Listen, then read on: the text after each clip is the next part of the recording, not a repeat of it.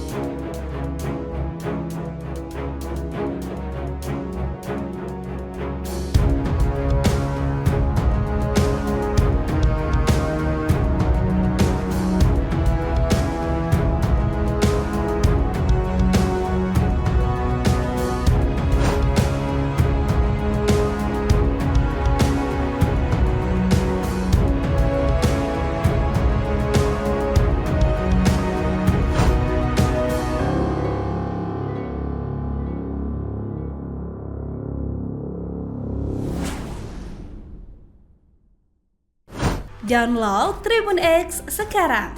Menghadirkan lokal menjadi Indonesia.